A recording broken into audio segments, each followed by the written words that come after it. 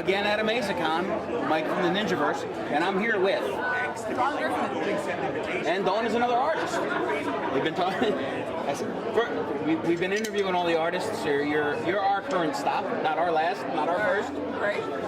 You fit in the middle. We picked up actually some of your stuff. Both of us were a big fan of your Ghostbusters piece. If you don't mind. Sure away. For all of us who love the Ecto Cooler, or whose siblings love the Ecto Cooler, as we miss it dearly. Yeah. And imagine if you could have it now and put vodka in it. You know what? It probably wouldn't be nearly as good as it used to be. Honestly, if you taste it, you're like, no. Your taste buds get older. Yeah, you guys it's not like as watching good. an old TV show. You remember when you're a kid, you're like, this is the best thing ever, and then you watch it as an adult, and you're like, yeah, what happened to that? I call that Transformers. It was. Yeah, Transformers did not age well. Yeah.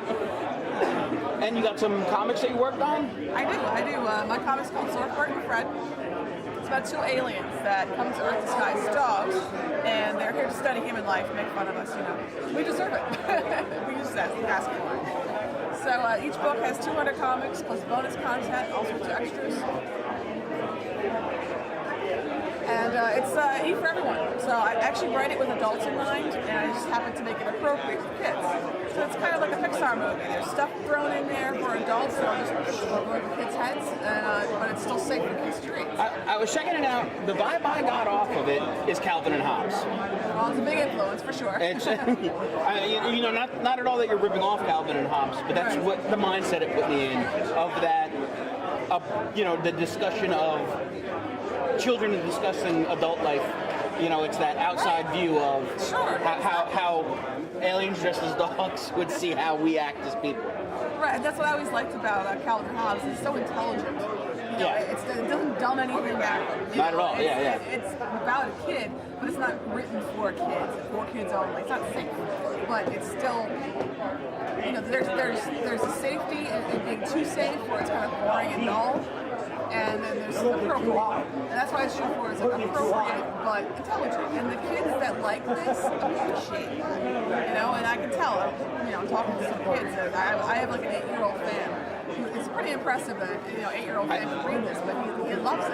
He absolutely loves it. I've always felt that kids appreciate it if you don't talk down to them. Exactly, yeah. You know, kids can tell when it's like, and kids will say stuff. You know, the cartoons that are made, they're like, this is for babies, because they feel that it's talked down to them, and they want something that's not going to insult their intelligence. Right, and that's exactly what this does. Almost unintentionally. It's like I said, I'm thinking of adults when I'm writing it. I'm not thinking of children. Yeah. And I don't want to think of children because I might dumb it down. And Exactly, and that's my fear, is that I'll make it too safe and too boring. So. Kids can appreciate something funny for adults, and all it really has to be is relatively clean. You know, Yeah, just like Calvin and Hobbes, you don't read that and think this was written for a child, you know? Right. No. So that's what I'm shooting for. But if you want other influences, might be like Get Fuzzy, the comic strip Get Fuzzy, Garfield, like that type of stuff too. But a big one is Third Rock from the Sun. Okay. Where aliens come to research human life as humans. So it's that kind of perspective that writes the comic, and just looking at humanity like spun around in the mirror. How weird we are. We are the aliens, So. Yeah. Yeah, taking that different view of it, how we'd be perceived from an outside point of view. Right, and in that respect, because we're all so weird in different ways, it kind of makes us see each other as less different in that respect. Like,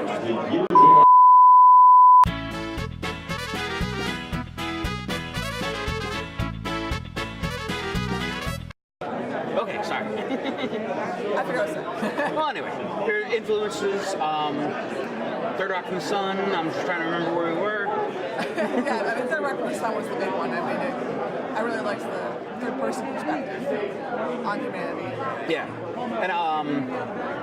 and you got a couple different fun prints here. The Keep Miranda Brave print caught my eye early on today too. Sure.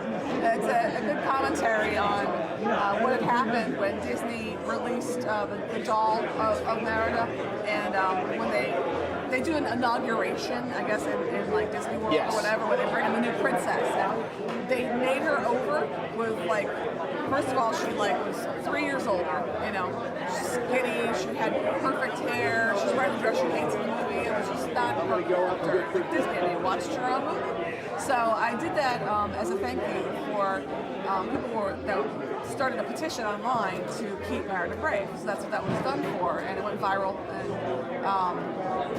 it's been a great seller in terms of the print. People see it and they're like, oh, I feel that. I feel exactly the same way. So it's a good seller. Now, in the same vein, this doesn't have anything to do with your art, but I don't know if you noticed, they've done Nerf guns for girls now. Right, yeah. And they have to be pink. They have to be pink. Girls won't buy them unless they're pink. Now, Nerf guns have been around 15, 20 years. I knew plenty of boys and girls. Yes. Same with Legos. Yes, why do they Lego. have to Yeah, have why do the Legos Lego have to be line pink? for girls? Because she's saying that basically says that all the other Legos are boys. When you come out with a girls line that's strictly for girls, that's the message it sends. It's like, okay, all the other Legos are for boys, and this little one here is for you. You know, it's for these girls. That's not right. I play with Legos constantly. Yeah. Regular, old, multicolor, non-pastel Legos. And I've noticed too with coming to these shows since I was 13 that there's definitely more of a feminine feel. Not feminine is the wrong word. There's more women around. Not that they've girled it up at all with pink. Well, feminine can have multiple definitions. Yes, feminine as there's more women here Right. than it used to just be fat guys that come to the comic book I convention. sense estrogen in the air. Yes, exactly.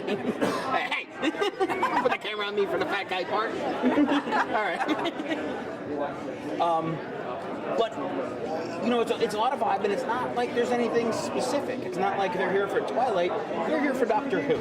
Right. They're here, and They're here for all the same stuff that everybody else is here for. It's just another attendee, and that just like being behind a table, I don't want to be seen as, oh, she's the girl that does comics. I just want to be seen as a cartoonist, as an illustrator, as what I am. Right. I don't need a gender association. yeah, and there's you put something out, and it's just all right. That's the art, and people. That's what's going to catch somebody's eye. And then if they happen to look to see who signed it, they're like, that might be a girl's name or somebody who had a weird mom. It was. Yep. And indeed, I still, I will see from time to time some, it is a male-dominated industry. I'm not trying to say it's not. It is. And you will see some things reflect in that respect. Like at some shows, someone will come up and say, when's he coming back? Because I'm supposed to be the woman that's here taking the money. And I'm like, Yes. who? Who are we speaking of? And I know it's me. I know exactly. I've seen that happen. That always makes them feel so terrible. But there's no other people that I can draw to. Yeah, and you're not drawing sparkly, shiny princess stuff. Yeah. I mean, I'm very cute. I draw in a very cute way, but yeah, it's not. But it's comics. It's not anything that has to be gender specific. But I did notice you do have a line of books for girls. Yes, I do. I work with a writer for the Abby's Adventure series, and now this is probably the girliest thing I have ever done in my life. I've never drawn so many tutus. So, but these are great messages for girls. Honestly, the mottos that are in them are promote self-esteem, self-confidence. It's okay to be who you are, and the character in these books is actually great because she's very girly and loves fashion and stuff that I don't. But like it's an anti-princess book for girls who might like princesses. So it's still feminine and girly in that respect, but it promotes that you don't have to be perfect and you just be who you are and be the best that you can be, and that's a great message for anyone. Yeah. Okay, it was great talking with you. Yeah, great great meeting talking to you. You got a website? I do, DawnGriffinStudios.com. Okay. Thank you very much.